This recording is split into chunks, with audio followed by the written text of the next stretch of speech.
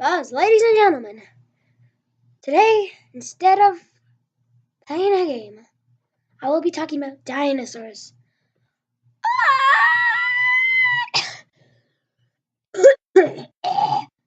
that's, that's why. That's why. You don't want to speak like me. Don't speak like me. Now, to explain what a dinosaur is in the first place, but today, I want to talk about the dinosaurs and feathers. Dinosaurs and feathers. To explain dinosaurs, my friend, evolved into birds during the Jurassic period. They were not full birds, but they were just enough. Because when dinosaurs first evolved, the feathers diversified through many things, from their ancestors known as the archosaurs. These reptiles that were, unlike most, had their legs under their body instead of going sideways, which makes locomotion harder. Now, to see what a dinosaur with feathers is, it's basically they evolved these feathers both in the Ornithischian and Saurischian group of dinosaurs. Feathers first evolved during the Triassic period. Yes, during the Triassic period, given that all dinosaurs all come from a common ancestor. Something similar to feathers are found in pterosaurs, which are like they're called pygmofibers on pterosaurs, including some even big pterosaurs. Now, a lot of people believe that most dinosaurs didn't have feathers. Well, it's actually found that by scientists, I say, that about most dinosaurs, and for an example, so one scientist even claims that dinosaurs had feathers as common as mammals have hair or fur. And a lot of mammals have hair and fur. But that's just an estimation. Given these animals died the non-avian dinosaurs died 65 million years ago due to the KT mass extinction. But even so, dinosaurs evolved plumage from something called palcos on their skin. That's the current theory, at least. They were first evolved maybe for keeping warm, or even attracting a mate, or maybe having faster locomotion. And the most common way to find out feathered dinosaurs is in the theropod group, but it's also in the Ornithischian. But the theropod group is very common when it comes to tyrannosaurs and dromaeosaurs, the raptors. Also, given the fact that most of the carnosaurs probably didn't have feathers, but there's probably a 50-50% chance. The Spinosaurs, same, a 50-50.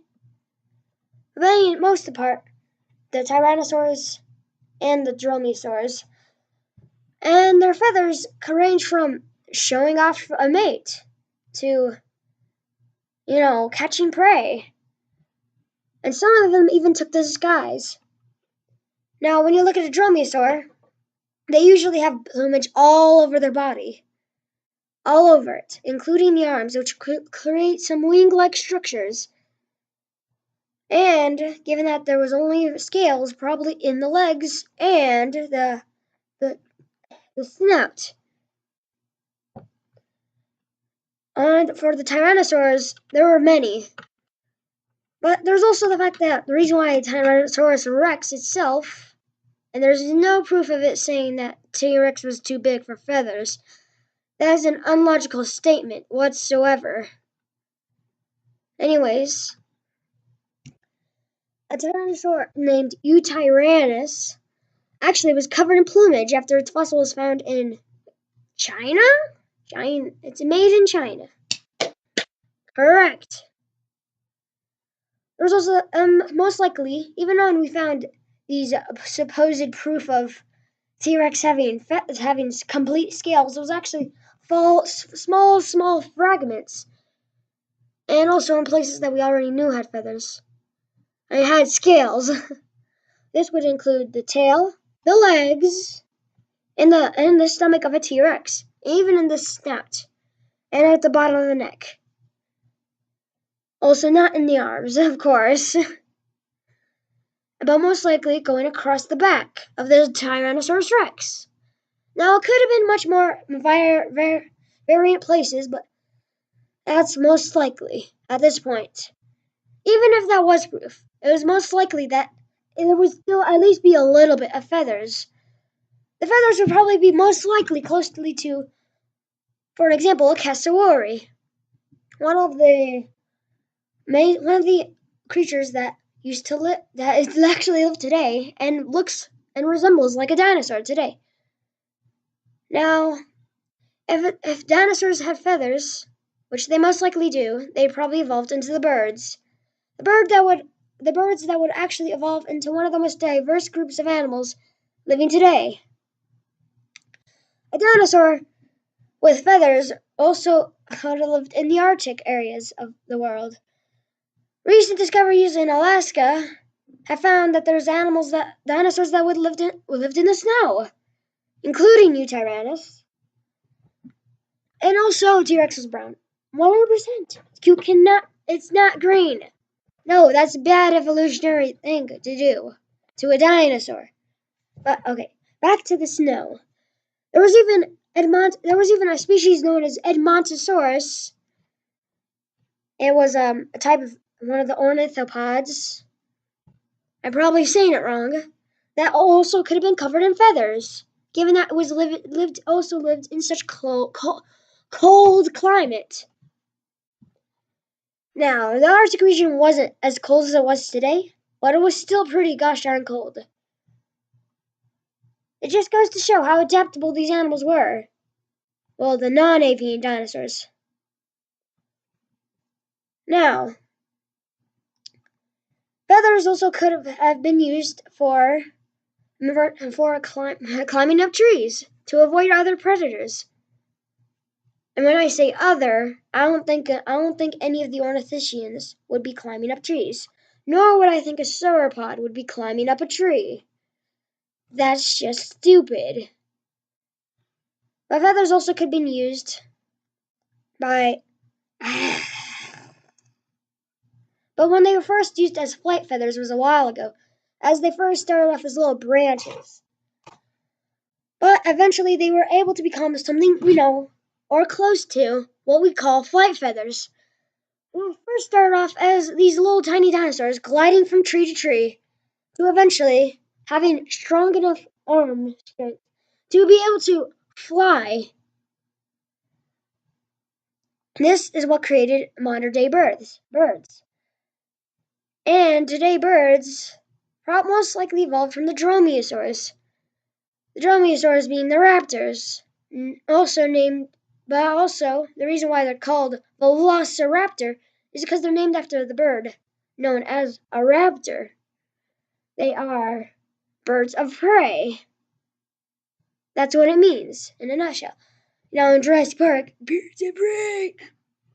Oh man, you knew you had the information, but you just didn't use it. Such a shame. Hollywood. Well, I mean, they're gonna change the movie, but who cares? Also, pigma fibers. Pigma fibers were recently discovered in 2019. Not 2019. This year's just begun. In 2018, a pigma fiber structure that was similar to a feather.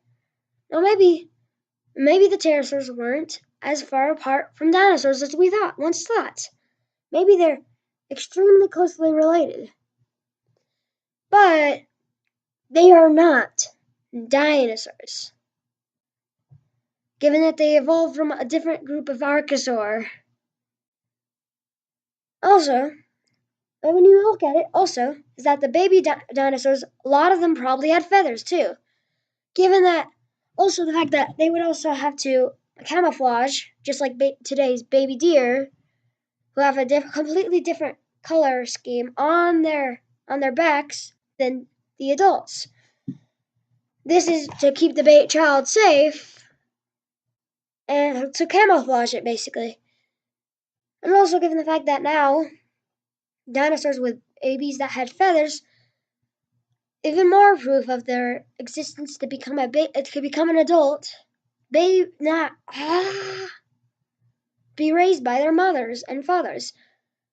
If given that they're raised by their mother and father, not only few animals do that. Well, not few. But the genre back then was less like that. And for sauropods, gosh darn, no feathers. No feathers. No feathers. Carnotaurus, no feathers, yay.